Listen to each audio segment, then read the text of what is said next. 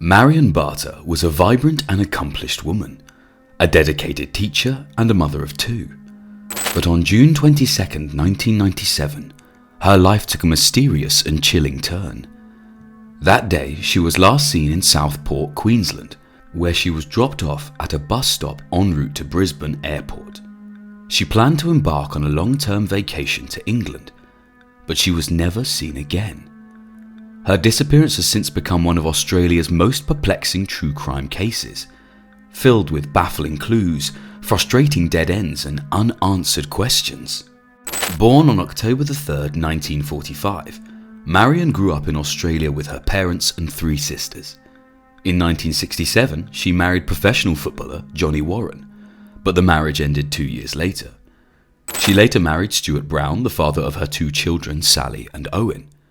That marriage also ended in divorce in 1979. A third marriage to Ray Barter in 1985 lasted until 1990. Despite personal challenges, Marion flourished professionally. In 1994, she purchased a beautiful home and began teaching at the Southport School, where her work earned her the prestigious Queensland Teaching Excellence Award in 1996. But the following year, Marion made some strange decisions. She made a sudden decision to sell her home at a loss. She quickly accepted an offer of $165,000, far less than the property's value of $180,000. Around the same time, she made an even more puzzling decision. She legally changed her name to Florabella Natalia Marion Remakel. Strangely, she continued to use her original name in her professional and personal life, and never informed friends or family about the name change. She resigned from her teaching position, citing plans to travel and explore teaching opportunities in England. She booked a year-long vacation, intending to travel across Europe. Letters and postcards from England sent to her family and friends, suggesting she was enjoying her trip. She also maintained contact with her daughter Sally during the early weeks of her trip. Their last conversation occurred on the evening of August 1, 1997. Marion told Sally she was extending her stay in England and rescheduling her reservations. After that, there was zero contact from Marion. Concerned about the sudden silence, Sally tried to trace her mother's movements. By October 1997, after months without contact, Sally discovered that Marion's bank account had been emptied of over $80,000 through daily withdrawals of $5,000. Shockingly, Australian customs records revealed that her passport had been used to return to the country just a day after their final phone call. Despite these alarming discoveries, the initial police response was dismissive. Officers assured Sally that Marion was alive and had chosen to disappear voluntarily. They did not formally classify her as a missing person. Unconvinced, Sally contacted a missing persons bureau, but their response, a letter filled with errors and unverified claims, only deepened her concerns. Marion's absence continued to confuse her family. She missed her daughter's wedding in 1998 and other milestones, including the birth of her granddaughter in 2001 and her father's death in 2003. Her son Owen died by suicide that same year. The silence from Marion was deafening. A decade after her disappearance, Sally contacted the Australian Federal Police, the AFP, in 2007. The AFP planned to feature Marion's case as part of its Missing Persons Week campaign. By 2009, a new detective assigned to the cold case uncovered startling pieces of evidence. 1. A customs card dated August 2, 1997, showing her return to Australia, claiming she was married and living in Luxembourg. 2. The use of her Medicare card in Grafton, New South Wales on August 13, 1997, the last official record of her existence. And 3. Her Medicare card was never used again. In 2013, Sally received a cryptic Facebook message from a stranger claiming, "Marion is alive, but you'll never see her again. She was forced to disappear." This tip, like many others, was never fully investigated. But public pressure and media coverage, including the launch of the hit podcast The Lady Vanishes, brought renewed attention to this case. An unsolved homicide squad took over the investigation, treating it as a suspected murder. Over multiple sessions, testimonies were heard from family members, former police officers, and Rick Bloom, a man who had briefly been romantically involved with Marion before her disappearance. Rick Bloom, born in Belgium under the name Willie Coppenol, first came to Australia in 1969, but continued travelling to Europe. He frequently changed his name throughout his life and was known to have used at least 14 different aliases over time. He also possessed numerous passports, with at least 10 of them in different names. When questioned by police about his multiple identities, he struggled to explain the reasons for the name changes. He suggested that his actions were connected to his mental health, calling them a fantasy. Later, he admitted that some of these aliases were used for fraudulent purposes and to avoid facing his past. Rick was convicted in France in 1971 for fraud, forgery, and crimes involving false identities, serving a 4-year prison sentence. He claimed someone assisted him with false documents, enabling fraudulent banking activities, though he denied financial success from them.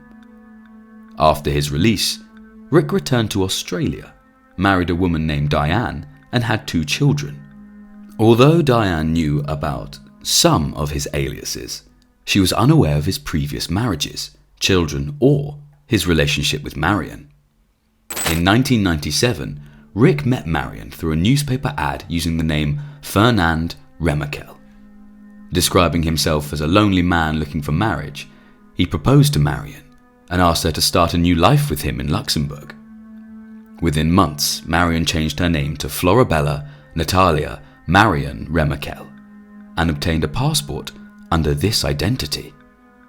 Soon after, she travelled to the UK, staying for over a month. Rick also left Australia around this time, but denies any connection between their travels, claiming he never saw Marion again after she departed. Testimonies from 4 women who had met Rick after Marion's disappearance revealed a pattern of manipulation where he targeted vulnerable women, promising them a fresh start and a new life abroad. These women were often asked for significant amounts of money, which he would take before ending the relationship. He denied that his actions with these women were similar to what he had done with Marion, but accepted that his relationships often followed a similar pattern. Marion returned to Australia without notifying her family, which was odd. A former branch manager of a bank gave evidence that Marion withdrew $80,000 from her account and requested that her location remains undisclosed. The evidence concluded that Marion had withdrawn the money on Rick's suggestion. He was found to have had an ongoing contact with Marion after her return to Australia.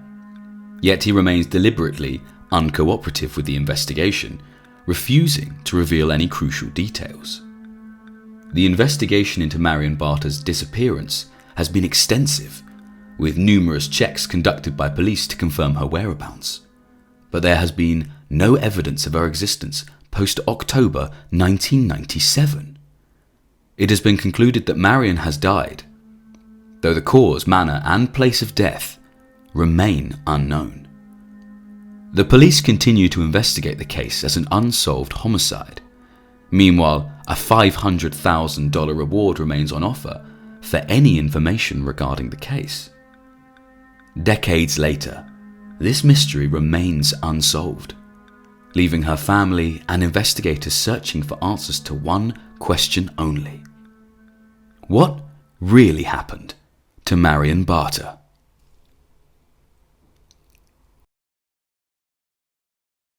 In 1986, Madrid, Spain, a tragic accident on a quiet road left behind a haunting mystery. This case remains one of Europe's most puzzling disappearances, one that has baffled investigators for decades. Andres Martinez, an experienced truck driver, was on a seemingly routine delivery route through the mountains. Traveling with him was his wife, Carmen Gomez, who often joined him on his trips. But on this journey, things were about to take a dark turn in the early morning hours. Andres was transporting a dangerous load, 5,200 gallons of concentrated sulfuric acid, on a trip from Cartagena to Bilbao. While driving through winding roads, disaster struck. Witnesses saw the truck swerving wildly, forcing one vehicle off the road and scraping another vehicle's side mirror. Speeding dangerously at 86 miles per hour on a steep mountain pass, Andres lost control. The truck skidded and flipped onto its side in a violent crash. The aftermath was devastating. The sulfuric acid began leaking from the truck, releasing a toxic cloud that hovered over the crash site, endangering both the environment and nearby residents. Explosions followed as the acid spread, forcing fire crews and emergency workers to act quickly to stop it from contaminating the nearby river. The situation was critical. Local villages were left without water, and several emergency responders suffered injuries from the corrosive fumes. When rescuers were finally able to reach the scene, they found the bodies of Andres and Carmen, both dead from the impact of the crash. The scene was grim, and the authorities began preparing to notify the family members of the devastating news. But when Carmen's mother received the call, she responded with a chilling question. "What about the child? Please tell me at least the child is fine." Confusion quickly turned to horror as investigators realized that Juan Pedro, the couple's 10-year-old son, was missing.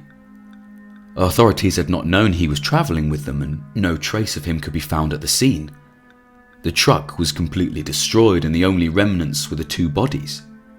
Yet no sign of Juan Pedro. How could a child vanish from the wreckage of a deadly crash without a trace? Authorities immediately launched an extensive search.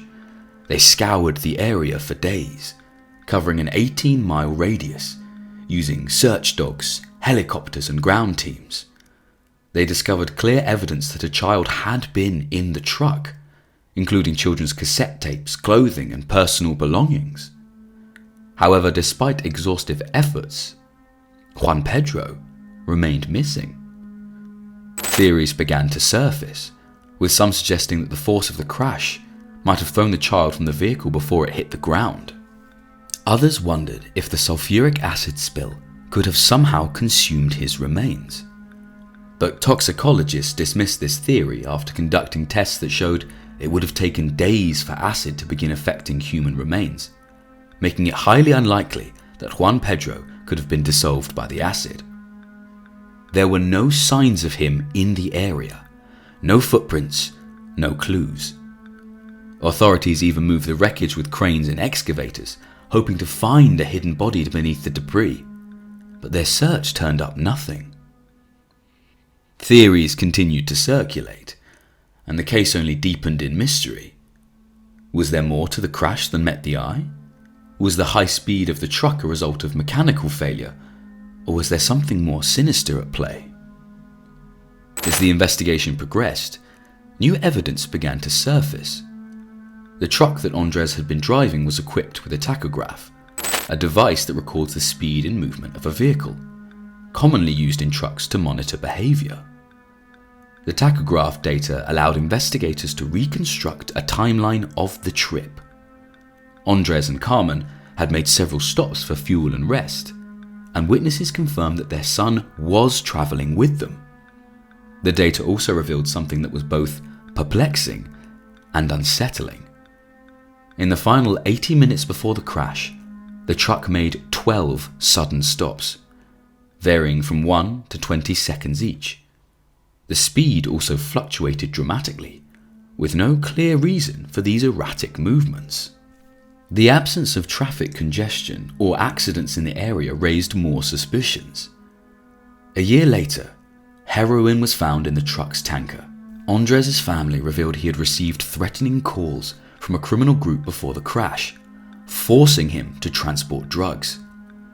Could these threats have escalated into kidnapping, with Juan Pedro held as leverage? Adding to the mystery witnesses reported seeing a suspicious couple at the crash site. A man with a mustache and a woman described as Nordic-looking, speaking with the injured driver. Authorities were unable to locate the couple, but in the months following the incident, there were a few reported sightings of a young boy who resembled Juan Pedro. One such sighting occurred in May 1987, when a blind Iranian woman and a young boy around 10 years old were spotted at a driving school in Madrid. The boy spoke Spanish with an accent typical of the region near where Juan Pedro had lived. The driving instructor was struck by how well the boy spoke the language, despite only having been in Spain for a few months. When she later saw a picture of Juan Pedro, they became convinced that the boy was the missing child. Unfortunately, the woman and the boy vanished before the sighting could be confirmed. Juan Pedro's family, devastated by the loss of both parents and the inexplicable disappearance of their son, spared no expense in the search for him. They put up thousands of posters, hired a private investigator, and even reenacted the journey that led to the crash. But despite their efforts, there was no breakthrough. Some reports suggest that they began receiving threatening messages, warning them to stop their investigating. The case leaves many unanswered questions, and it is difficult to draw any definitive conclusions. Whether he is out there somewhere, or whether he was lost forever that day, the mystery continues to linger. We can only hope that one day the truth will be revealed. Until then, his disappearance remains one of the most perplexing and tragic mysteries in Spain's history. Curtis Pishon, born on July 11, 1959, was one of the 4 children in a military family that moved frequently due to his father's job. After briefly attending college in Hawaii, he joined his family in Hopkinton, New Hampshire, to pursue his dream of becoming a police officer. Starting as an emergency dispatcher in 1978, he served as a military police officer in Korea after enlisting in the US Army in 1980. Following his service, he joined the Concord Police Department in 1984, working as a patrol officer for nearly a decade. In 1990, Curtis was diagnosed with multiple sclerosis, MS, a progressive neurological disorder that affects nerve function, resulting in weakened strength and impaired coordination. As his condition worsened, he lost the ability to fire a gun and was forced to leave his position as a police officer. At just 35 years old, he had to rebuild his life, facing devastation and depression while struggling to find steady work. His challenges also included a battle with alcoholism that had previously led him to rehab. Despite these hardships, he eventually secured a job as an overnight security guard at the Venture manufacturing plant in Seabrook, New Hampshire. Curtis was dedicated to his role as a security guard, but had shared growing concerns with his family. His complaints soon shifted to more alarming issues, making his parents worried about his safety. He was certain that drug deals were taking place in the parking lot and found some workers at the plant unsettling. One incident involved a worker threatening to kill him over a parking ticket he had issued. On July 3rd, the last day Curtis was seen, he expressed fear for his safety, saying he had no backup at the factory if something went wrong. That same day, he took his old police gun from his father. Curtis arrived for his 9:30 p.m. shift at the Venture guard shack, parking his car just 8 feet away as usual. The guard noted that he was in a good mood and engaged in some light conversation. Aware of his limited mobility, the guard offered to walk the factory's perimeter for him before leaving. Around midnight, the night shift supervisor checked in on him, finding nothing out of the ordinary. Then, at 1:42 a.m., Curtis called the fire department to report that his car was on fire. He described seeing smoke and flames and unsuccessfully tried to extinguish the fire himself. Firefighters arrived and quickly put out the blaze. Oddly, Curtis remained calm despite the disturbing incident. His family later found this surprising, knowing he kept many of his cherished belongings in this car. After the firefighters left, everything at the plant seemed to return to normal. His final log entry was around 2 a.m. when he reported the fire At approximately 3:20 a.m, a supervisor spoke with Curtis and noted that he seemed fine. However, when a worker approached the guard shack around 3:45 a.m, Curtis was nowhere to be found. He had vanished without a trace. Curtis's disappearance was nothing short of baffling. He left behind his cigarettes, lunch, and contact lens solution in the guard shack, and his burned-out car remained parked nearby. There were no taxis or truck deliveries that night, leaving no obvious means for Curtis to have left the factory. However, the shift foreman reported seeing 2 vehicles speeding out of the driveway around the time Curtis was discovered missing. Despite an exhaustive search, no trace of him was found. Given that no work-related vehicles had been seen coming or going from the plant that night, and considering his physical limitations, it seemed highly unlikely he could have left the premises on foot. Additionally, no body was found, leaving the police uncertain about what had happened. One theory was that Curtis had committed suicide, since he was struggling with depression due to his deteriorating health, and the fact that he had just taken back his gun from his father.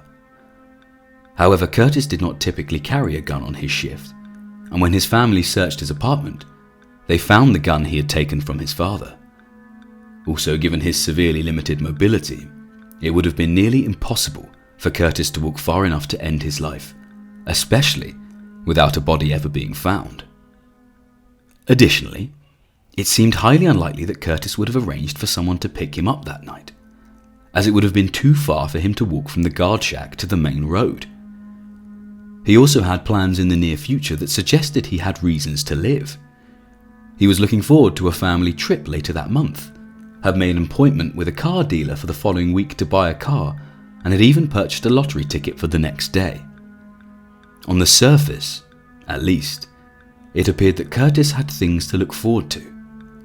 These factors made the suicide theory seem even more unlikely. During the investigation, police uncovered some unusual details about the night he went missing. They discovered that at least one door inside the factory had been damaged, and a vending machine and change machine had been broken into using a forklift that was on the property. That week at Venture was particularly unusual, as it was shutdown week, meaning only 12 workers were present, far fewer than the usual 100 workers who operated 24/7. In 2005, an anonymous tip led authorities to investigate the people working at the plant. One employee in particular stood out during the investigation. It was Robert E. April. At the time, he worked at the Venture manufacturing plant. Robert has a lengthy record of encounters with law enforcement, with several charges filed against him over the years. However, in each case, the charges were dropped because witnesses failed to testify. In 2009, Robert was found not guilty after being accused of grabbing a teenager and threatening to kill his family over a $30 debt owed by the teen's brother. Despite a thorough investigation into Robert, nothing significant was found. Curtis's family have been very outspoken about his case, working tirelessly to keep his story alive. They have been featured in several articles and interviews online and have created a website, www.findkurt.com, where individuals with information can call a dedicated number to report what they know. In this case, the evidence points to a tragic end that likely resulted from his dedication to his job. The combination of the arson, the break-in, and his subsequent disappearance suggests foul play, and many believe that Curtis was murdered. Despite the passage of time, his family continues to seek justice and keep his memory alive, urging anyone with information to come forward. Sadly, it seems like his case will likely remain an unsolved and bizarre mystery. What do you think happened? Leave your thoughts and theories in the comments below.